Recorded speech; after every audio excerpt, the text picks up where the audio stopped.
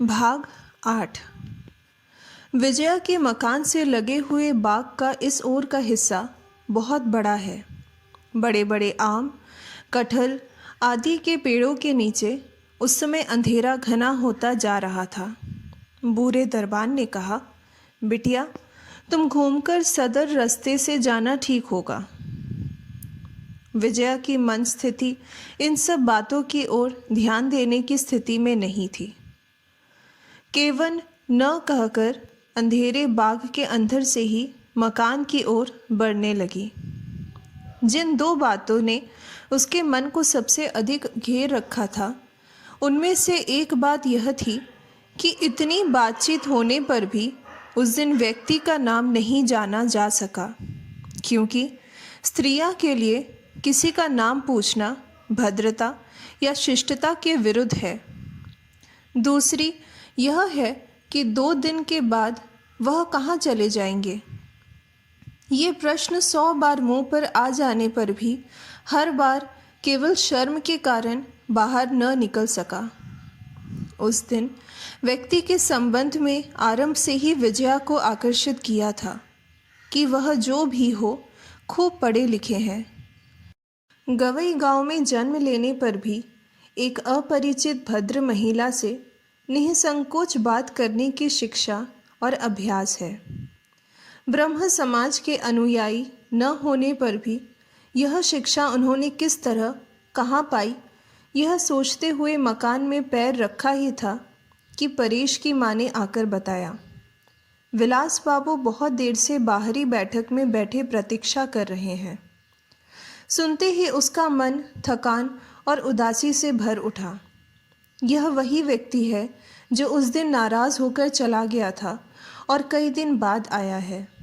वह इस समय जिस व्यक्ति के संबंध में सोच रही थी, उसके विषय में अधिक कुछ न जानते हुए भी वह दोनों के बीच आकाश पाताल का भेद किए बिना न रह सकी।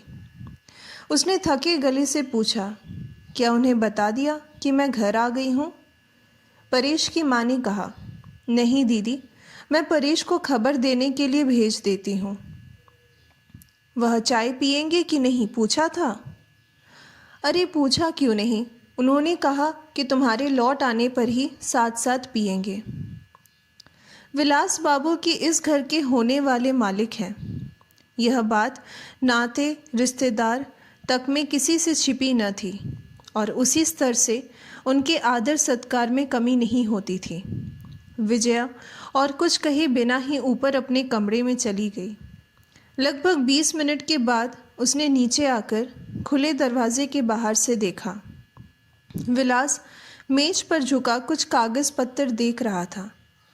विजया के पैरों की आहट सुनते ही मुंह उठाकर साधारण सा नमस्कार करके एकदम गंभीर होकर बोला, तुमने सोचा होगा कि मैं नाराज़ हूँ जो इतने दिन नहीं आया। मैं नाराज़ नहीं हुआ, लेकिन अगर होता भी तो आज तुम्हारे सामने प्रमाणित कर दूंगा कि वह ज़रा भी अनुचित नहीं। विलास अब तक विजया को आप कहकर पुकारता था।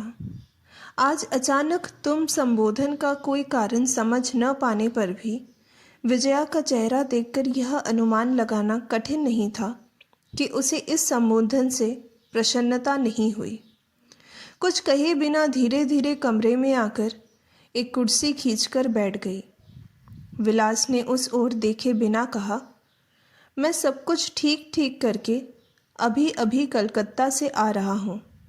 अभी पिताजी से भी भेंट नहीं कर पाया हूँ। तुम तो मज़े से चुप बैठी रह सकती हो, लेकिन मैं तो नहीं रह सकता। मुझे अपनी जिम्मेदारी का ज्ञान है। इतना भारी काम सिर लेकर चुप नहीं बैठ सकता। अपने ब्रह्म मंदिर की प्रतिष्ठा इन बड़े दिनों की छुट्टियों में ही होगी। सब तय कर आया हूँ, यहाँ तक कि निमंत्रण देना तक बाकी नहीं छोड़ा। वो कल सुबह से अब तक मुझे कितने चक्कर काटने पड़े हैं। खैर, उस ओर से तो एक तरह से निश्चित हो गया। कौन कौन आएंगे वह भी एक कागज़ में लिख लाया हूँ, एक बार पढ़कर देखो। यह कहकर विलास ने आत्मसंतोष की भरी सांस छोड़ते हुए कागज विजया की ओर बढ़ाया और कुर्सी पर बैठ गया। विजया ने आमंत्रितों के संबंध में न तो कौतूहल व्यक्त किया, न बोली, चुपचाप बैठी रही। विलास ने इतनी देर से उसे चुप देखकर पूछा, क्या बात है, चुप क्यों हो? विजया ने धीरे से कहा, मैं सोच रही हूँ कि आप जिन लोगों को निमंत्रण दे आए हैं, अब उनसे क्या कहा जाएगा। क्या मतलब? मंदिर प्रतिष्ठा के संबंध में अभी तक मैं कुछ निश्चय नहीं कर पाई हूँ। विलास तनकर सीधा बैठ गया और कुछ पल पैनी नज़रों से देखने के बाद बोला, इसका मतलब क्या है?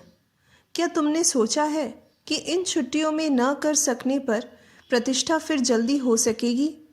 वे लोग तुम्हारी रैयत नहीं कि जब तुम्हें सुविधा होगा आकर हाजिर हो जाएंगे। अब तक कुछ निश्चय न कर पाने का आखिर अर्थ क्या है? क्रोध से विलास की आंखें जल उठी। विजया नीचा मुंह किए बहुत देर चुप बैठी रही, फिर धीरे से बोली, मैंने विचार कर लिया है।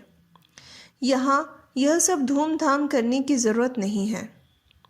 विलास दोनों आंखें फाड़ कर बोला, धूमधाम करनी होगी? जो स्वभाव से ही शांत भयभीत है उसका काम शांतिपूर्वक ही पूरा किया जाएगा, इतना ज्ञान मुझे है।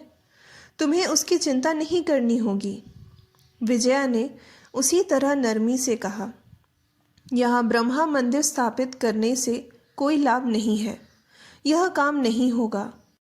पहले तो आश्चर्य के मारे विलास के मुंह से आवाज़ ही नहीं निकली। फिर बोला, मैं पूछता हूँ कि तुम सच्ची ब्रह्मा महिला हो या नहीं? इस गहरी चोट से चौंक कर विजया ने मुंह उठाकर देखा, लेकिन तत्काल स्वयं को संयत करके कहा, घर से शांत होकर आइए, फिर बात होगी, इस समय रहने दीजिए। वह ये कहकर उठना ही चाहती थी कि देखा नौकर चाय ट्रे लिए कमरे में आ रहा है। वह फिर बैठ गई। विलास ने उस ओर आंख उठाकर भी नहीं देखा। ब्रह्म समाजी होकर भी उसने अपने व्यवहार को संयत और शिष्ट बनाना नहीं सीखा था। नौकर के सामने ही कड़क कर बोला, हम लोग तुम्हारे साथ संबंध तोड़ सकते हैं, जानती हो? विजया चुपचाप चाय बनाती रही। फिर नौकर के जाने के बाद धीरे से बोली, इसकी चर्चा मैं काका जी के साथ करूँगी, आपके साथ नहीं। कहकर उसने चाय का प्याला उसकी ओर बढ़ा दिया। विलास ने उसे छुए बिना अपनी बात दोहराई, संबंध त्यागने से जानती हो क्या होगा?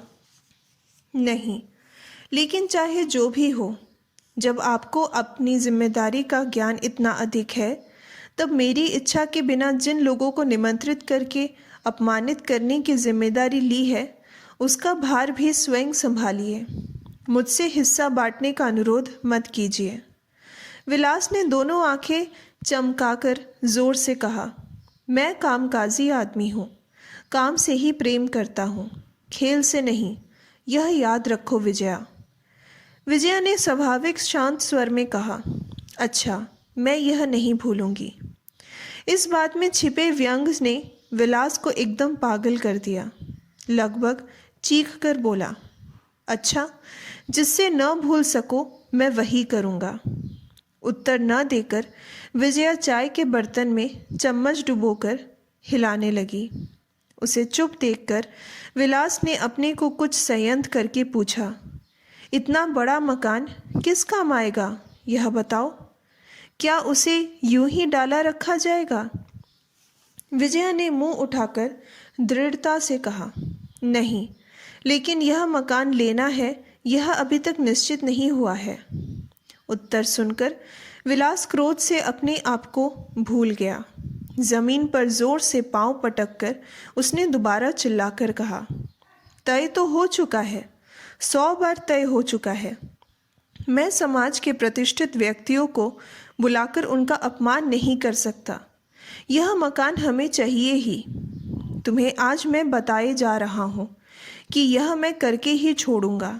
यह कहकर उत्तर की प्रतीक्षा किए बिना वह तेजी से कमरे से निकल गया।